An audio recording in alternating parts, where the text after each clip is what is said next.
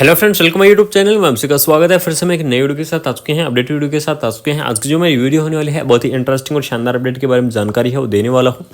ESIC की वैकेंसियां हैं, regularly ESIC की परमानेंट वैकेंसियां आ रही हैं, यानी कि रेगुलर नोटिफिकेशन आ रहे हैं। तो उसके बारे में हम यहाँ पर जो चर्चा है वो करने वाले हैं। ठीक है, काफ़ी सारे कैंडिडेट थे, उनका वेट था कि सर ईएसआईसी की जो परमानेंट वैकेंसियाँ हैं कब तक आएंगी। तो मैं आपको बता दूँ, सभी जगह से यानी कि अलग अलग स्टेट से जो ईएसआईसी की परमानेंट वैकेंसियाँ हैं वो आने लग चुकी हैं। ठीक है, यानी कि नोटिफिकेशन भी जारी कर दिए गए हैं ईएसआईसी की परमानेंट वैकेंसियों के बारे में। तो कंप्लीटली वैकेंसियों के बारे में डिस्कस करने वाला हूं। वो एक वीडियो के अंदर एक स्टेट के बारे में क्लियर करके आपको यहां पर जो मैं बताने वाला हूं। ठीक है, तो वीडियो को लास्ट तक आप जरूर देखते रहें। सबसे पहले मैं आपको बता देता हूं इसकी लास्ट डेट, उसके बारे में डिस्कस करेंगे, और एप्लीकेशन फॉर्म कब से स्टार्ट हो रहे हैं इसके बारे में हम यहाँ पर डिस्कस करने वाले हैं। क्योंकि सबसे इंपॉर्टेंट चीज़ है किसी भी वैकेंसी के लिए उसकी लास्ट डेट और उसकी जो एप्लीकेशन फॉर्म की स्टार्टिंग डेट के बारे में। ठीक है, तो सबसे पहले देख लीजिए, आपको भी अगर अपनी जो PDF है देखनी है तो इसकी ऑफिशियल वेबसाइट पर आ जाइए। esic.gov.in क्या है, इसकी ऑफिशियल वेबसाइट है। इसी ऑफिशियल वेबसाइट पर आपको आना है। जैसे ही ऑफिशियल वेबसाइट पर आओगे तो आपके पास इस प्रकार का डैशबोर्ड दिखाई देगा। ठीक है, इस प्रकार के डैशबोर्ड के अंदर सबसे पहले मैं दिखा देता हूं कि अलग अलग स्टेट की तरफ से जो वैकेंसियां आ रही हैं। यहाँ पर देख लीजिए, आपको पैरामेडिकल की पोस्ट दी गई हैं कंप्लीटली। ये सभी आपके यहाँ पर पैरामेडिकल की पोस्ट दी गई हैं, काफ़ी अलग अलग स्टेट से दी गई हैं। एक एक स्टेट के बारे में आपको यहाँ क्लियरली मैं जानकारी देने वाला हूँ। तो रेगुलरली आपको ईएसआईसी की अपडेट यहाँ पर मिलती रहेंगी। तो नए हैं तो चैनल को सब्सक्राइब कर लीजिएगा एंड बेल आइकन को ऑन कर लीजिएगा, जिससे ऐसे ही अपडेट वीडियो हम आपके पास टाइम से लाते रहें।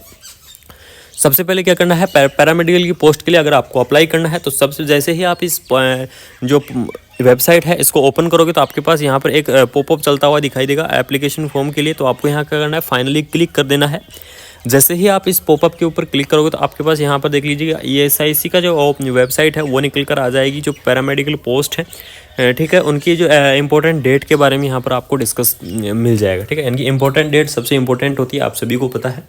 तो हम जो बात करने वाले हैं इंपॉर्टेंट डेट के बारे में, सबसे पहले देख लीजिए कॉमेंसमेंट of the online registration application, यानी कि ऑनलाइन आपको जो एप्लीकेशन फॉर्म का रजिस्ट्रेशन है वो 1 अक्टूबर से स्टार्ट हो चुका है। ठीक है, यानी कि फॉर्म की स्टार्टिंग हो चुकी है 1 अक्टूबर से, और क्लोजिंग डेट रहने वाली है 30 अक्टूबर। ठीक है, यानी कि 30 अक्टूबर तक आप इस एप्लीकेशन फॉर्म को भर पाएंगे।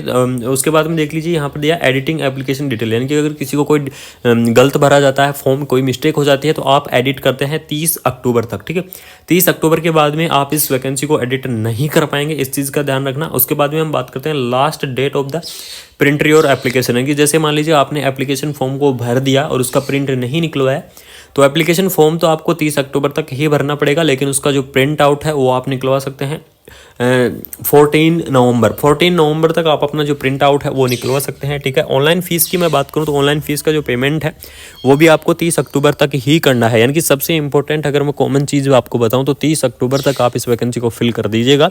30 अक्टूबर के बाद में आपको प्रॉब्लम्स हो सकती हैं, साइट का इश्यू हो सकता है। तो जितना जल्दी हो सके, जितनी जल्दी अपना जो एप्लीकेशन फॉर्म है उसको आप क्या कर दीजिएगा, सबमिट कर दीजिएगा। ठीक है, ये तो थी इंपॉर्टेंट डेट। ठीक है, कि वैकेंसीज की जो इंपॉर्टेंट डेट है वो यहाँ पर हो गई। सबसे पहले आपको अप्लाई कैसे करना है, click for the new registration. New registration के ऊपर आपको यहाँ पर क्लिक करना है। जैसे आप रजिस्ट्रेशन के आप ऊपर क्लिक करोगे तो आपके पास जो अपने रजिस्ट्रेशन नंबर आ जाएंगे, उसके पासवर्ड आ जाएंगे। पासवर्ड आने के बाद कैचअप यहाँ पर डालो, और फाइनली जब सबमिट करोगे तो सबमिट करने के बाद आपका जो एप्लीकेशन फॉर्म है वो वहाँ पर ओपन हो जाएगा। ठीक है, अब हम बात करते हैं स्टेट वाइज। मैं आप यहाँ डिस्कस करने वाला हूँ, अलग अलग पोस्ट के बारे में आपको यहाँ पर बताने वाला हूँ। तो कल मैंने एक वीडियो ऑफिशियल वेबसाइट के बारे में मैंने आप सबको बता ही दिया है कि जो ऑफिशियल वेबसाइट कहाँ से आपको जो PDF है या फिर ऑफिशियल वेबसाइट कहाँ से देखनी है, कहाँ से आपको अप्लाई करना है। अब हम बात करेंगे वैकेंसीज के बारे में, डिस्कस करने वाले हैं किस किस की वैकेंसी आई है। सबसे पहले देख लीजिए recruitment for the paramedical post Punjab regions Chandigarh. ठीक है, यानी कि हरियाणा की तरफ से आपको जो ईएसआईसी की वैकेंसी है वो भी आपको यहाँ पर देखने को मिल जाएगी। यानी कि हरियाणा की तरफ से भी आपको परमानेंट ईएसआईसी की वैकेंसी है आ चुकी है। तो उसके बारे में यहाँ पर डिस्कस करने वाले हैं कि कितनी पोस्ट आपको यहाँ पर रहने वाली है और कौन कौन सी जो फील्ड की है, कौन कौन सी पोजीशन रहेंगी, आपकी जो वैकेंसी स्टाफ नर्स की वैकेंसी आई है नहीं आई। तो मैं आप सभी को बता दूं, जितने भी यहाँ पर जो पोस्ट है उनके अंदर सभी का एक ही कमेंट आ रहा था। उस कमेंट का जवाब मैं आपको लास्ट में दूंगा कि जो नर्सिंग ऑफिसर की पोस्ट आई है या नहीं है। तो सबसे पहले देख लीजिए यहाँ पर पोस्ट, आपको पोस्ट का नेम दिया गया है। यहाँ पर अलग अलग कैटेगरी की अलग अलग पोस्ट आपको यहाँ पर डिवाइडेड की गई है। ठीक है, तो इसके अंदर देख लीजिए आपको यहाँ पर ECG टेक्नीशियन की पोस्ट है, जूनियर रेडियोग्राफर की पोस्ट है, जूनियर मेडिकल लेबोरेटरी टेक्नोलॉजिस्ट की पोस्ट है, मेडिकल रिकॉर्ड असिस्टेंट की आपको यहाँ पर जो पोस्ट है वो देखने को मिल जाएगी। ओटी असिस्टेंट की पोस्ट है और रेडियोग्राफर की पोस्ट है। ठीक है, इस प्रकार से यहाँ पर जो पोस्ट है आपको देखने को मिल जाएंगी। तो यहाँ पर मैं कंप्लीटली डिटेल आपको यहाँ पर जो देने वाला हूँ। ठीक है, इसी के साथ साथ आपको चंडीगढ़ के अंदर आपको यहाँ पर जो अलग से पोस्ट हैं वो दी गई हैं, उन सारी चीज़ों के बारे में यहाँ पर डिस्कस करूँगा। ठीक है, तो इसमें देख लीजिए आपको जो टोटल पोस्ट रहेंगी इनकी एएसआईसी के अंदर जो अभी तक जो टोटल पोस्ट आपको यहाँ पर देखने को मिली है वो मिली है 1038 आपको यहाँ पर जो टोटल पोस्ट है वो आई है ईएसआईसी के अंदर, जिसके अंदर अलग अलग स्टेट के अंदर आपको यहाँ पर पोस्ट दी गई है। ठीक है, तो यहाँ पर जो हरियाणा की जो पीडीएफ है उसके बारे में यहाँ पर मैं डिटेल में चर्चा करने वाला हूँ कि यहाँ पर किस प्रकार से जो कैंडिडेट हैं वो इस वैकेंसी को अप्लाई कर पाएंगे। यानी कि इस फील्ड से अगर जुड़े हुए कैंडिडेट हैं तो इस वैकेंसी को जरूर अप्लाई करें। आपके लिए ईसीजी टेक्नीशियन के लिए आपको ईसीजी का डिप्लोमा चाहिएगा।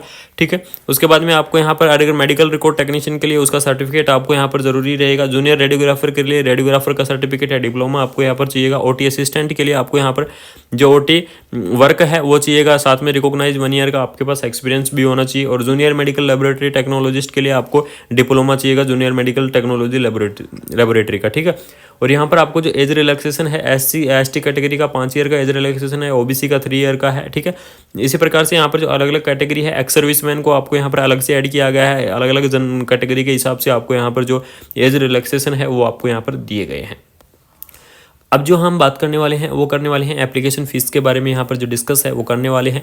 तो इसकी जो एप्लीकेशन फ़ीस आपको यहाँ पर देखने को मिलेगी वो मिलेगी आपको एससी एसटी पीडब्ल्यूडी कैटेगरी के लिए आपको यहाँ पर 250 रुपये एप्लीकेशन फ़ीस है वो पे करनी पड़ेगी।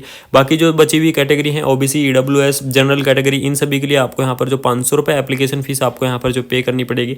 ठीक है, तो पे जो एप्लीकेशन फ़ीस का जो मोड रहेगा वो आपको ऑनलाइन मोड आपको यहाँ पर देखने को मिल जाएगा। यानी कि डायरेक्टली आपको वहाँ पर ऑप्शन आ जाएगा, डायरेक्टली आप वहाँ से क्या करें अपना जो मोड है वो पेमेंट को कर दें। ठीक है, अब हम बात करेंगे थोड़ा सा स्कीम ऑफ द एग्जामिनेशन के बारे में। यहाँ पर डिस्कस कर लेते हैं कि स्कीम ऑफ द एग्जामिनेशन आपकी क्या रहने वाली है। तो स्कीम ऑफ द एग्जामिनेशन की अगर मैं बात करूँ तो यहाँ पर टोटली आपको 120 मिनट का आपका यहाँ पर टाइम देखने को मिल जाएगा, जिसके अंदर 150 आपके नंबर रहेंगे।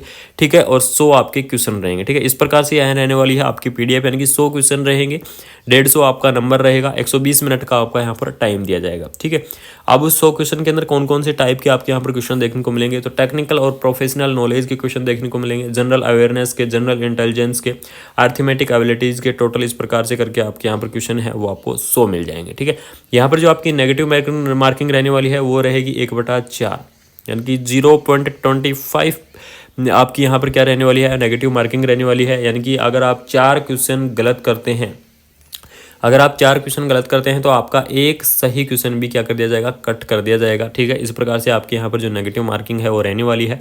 तो जो भी इंटरेस्टिंग कैंडिडेट हैं, जो भी इस फील्ड से जुड़े हैं, वो इस वैकेंसीज़ को जरूर अप्लाई करें। ठीक है, आपके चंडीगढ़ के अंदर फिर से मैंने आपको यहाँ पर डिटेल्स में बता दी है। जैसे अलग अलग स्टेट के बारे में यहाँ पर मैं आपको बताता रहूँगा, अलग अलग पीडीएफ्स के साथ आपको अलग अलग वीडियो के साथ आपको मैं रेगुलरली अपडेट करता रहूँगा कि कौन कौन से स्टेट से कौन कौन सी वैकेंसियाँ आ चुकी हैं। तो अगर वीडियो अच्छी लगी तो चैनल को सब्सक्राइब, बेल आइकन ऑन कर दें। Thank you so much. जय हिंद, जय भारत।